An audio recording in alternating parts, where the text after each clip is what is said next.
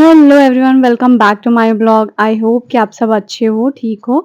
बहुत दिन हो गए, ऑलमोस्ट 1 मंथ हो गया मेरा कोई भी व्लॉग नहीं आया। कुछ इधर-उधर चल रहा था, इस वजह से मैं कोई भी वीडियो रिकॉर्ड नहीं कर पाई। ये है मेरा पुराना वीडियो, ये है 14th ऑफ सितंबर का। या इतना सामान बिखरा हुआ देखकर आप अंदाज़ा लगा सकते हो कि पैकिंग हो रही है, और ये पैकिंग हो रही है मेरी, ये मुंबई की जाने की तैयारी हो रही है। तो सारा सामान मैंने इकट्ठा कर लिया था, क्योंकि इतना सामान हो जाता है ना जब आप मायके से जाते हो। तो बस वही सब सामान मैं समेट रही थी, और यहाँ पे ज्योति मुझे रंग लगा रही थी। एक रात पहले ही, क्योंकि हमारे यहाँ जब भी लड़कियों की विदाई होती है ना तो रंग लगाया जाता है। और ये दूसरे दिन की क्लिप है, मेरी मम्मी को देख के आप अंदाज़ा लगा सकते हो कि वो कितनी सैड है। मैं भी बहुत सैड थी, लेकिन उनके सामने मैं ऐसे प्रिटेंड करती हूँ कि मैं इतना नहीं वो करती हूँ। या हमारे खोइंछा भरा जाता है, लड़कियाँ ऐसे नहीं जाती।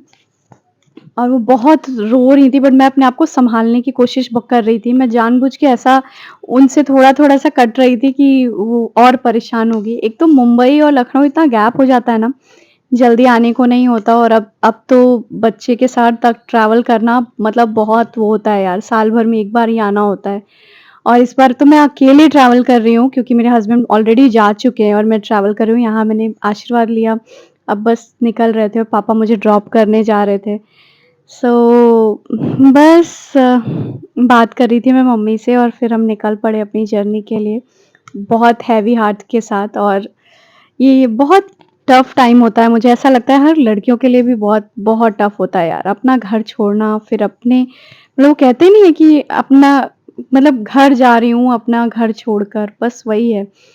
सो बस माँ के दर्द को शायद समझ ही नहीं सकती कि कैसा फ़ील होता होगा उनको कि उनके बच्चे जब उनको छोड़कर जाते हैं। यहाँ मैं थोड़ी और भी टेंशन से, एक तो अकेले ट्रैवल कर रही थी, वो भी बच्चे के साथ। मैं बहुत अकेले ट्रैवल की हूँ लखनऊ टू मुंबई, बट अब पहली बार मैं मोदक को लेके ट्रैवल कर रही थी। हम पहुँच गए एयरपोर्ट, और लखनऊ का एयरपोर्ट थोड़ा-सा नया न्यू टर्मिनल बन रहा है, तो थोड़ा जल्दी हमको निकलना पड़ा, क्योंकि थोड़ा बहुत कंस्ट्रक्शन का काम है, उसकी वजह से रोड्स ब्लॉक होती हैं। और बहुत मतलब मेरे घर से एयरपोर्ट ज़्यादा दूर नहीं है, हार्डली 5 मिनट का रास्ता होगा, उससे कम ही होगा अगर आप अंदर से आओ तो। हम पहुँच गए एयरपोर्ट, और पापा ने मुझे ड्रॉप किया। सामान के साथ थोड़ा इश्यू था, एक तो मोदक गोदी से नहीं उतरता, ऊपर से लगेज था, मेरी एक बड़ी-सी सूटकेस थी, ऊपर से एक छोटा बैग था, एक नो शोल्डर बैग था, तो इस वज़ह से बट स्टिल मैंने मैनेज किया। और मैं आज मेरी फ्लाइट थी आकाशा एयर से, और उनकी मतलब अच्छी है, काफ़ी अच्छी फ्लाइट थी, और काफ़ी सब कुछ अच्छा था, बहुत स्मूथ था। सारा प्रोसेस हो गया, मेरा लगेज का थोड़ा इश्यू हुआ, आधा 1 किलो का, वो मैंने लास्ट में कम किया, और नो हमारा हो गया चेक-इन वेक-इन, हम अंदर आ गए सिक्योरिटी चेक चेक के बाद। और मैं मोदक के लिए बहुत सारी टॉयज़ लेके आई हुई थी। क्योंकि बच्चों को ना एंगेज रखना पड़ता है, जब तक वो आप मैनेज तभी कर पाओगे अगर आप अकेले ट्रैवल कर रहे हो। तो ये मेरी एक टिप है कि अगर आप बच्चे को लेके ट्रैवल कर रहे हो, तो बच्चे के लिए बुक्स या फिर उनके फेवरेट टॉयज़ ज़रूर साथ में रखो। और ये मैं उसके लिए लंच बना के लाई थी। मतलब ज्योति ने बनाया था ये सैंडविच और मखाने।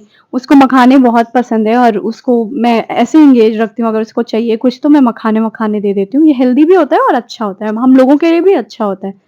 यार बहुत बड़ी-सी लाइन थी, और मैं वेट कर रही थी कि लाइन थोड़ी-सी क्लियर होगी तभी मैं जाके लगूँगी, क्योंकि बच्चे को लेके लाइन में लगना ना मतलब बहुत डिफ़िकल्ट होता है यार। एक तो रुकता नहीं है, बच्चे ना बाहर जाके और वो एक्साइटेड हो जाते हैं।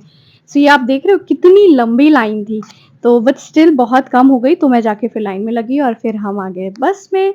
और मोदक भी बहुत एक्साइटेड था, पहले तो कह रहा था मम्मा प्लेन से जाना, फिर कह रहा मम्मा बस से जा रहे हैं। नहीं-नहीं, बच्चे चीज़ें सीखते हैं। ये भी मोदक की 3rd या 4th फ्लाइट है, और वो काफ़ी बहुत अच्छे से उसने मैनेज किया। मुझे बहुत डर लग रहा था, बट उसने बहुत अच्छे से मैनेज किया।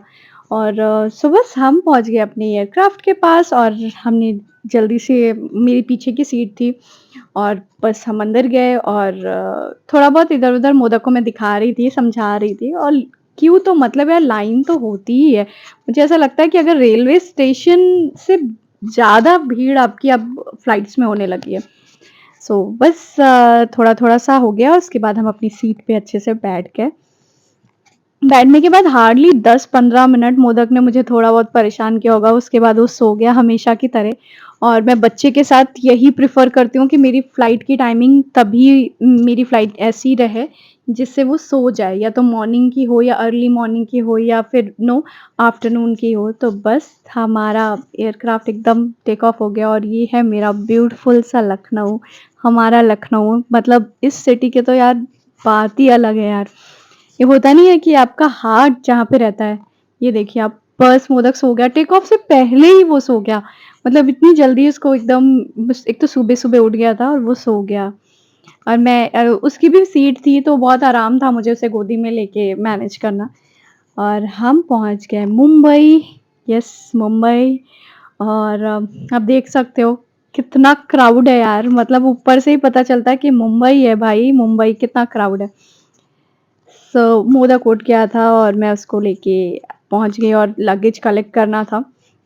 वैसे इनका डोमेस्टिक टर्मिनल बहुत ईज़ी है, जस्ट हार्डली बेल्ट के पास ही गेट है, तो इतना ट्रबल नहीं होता, मतलब इतनी दिक्कत आपको नहीं होती है।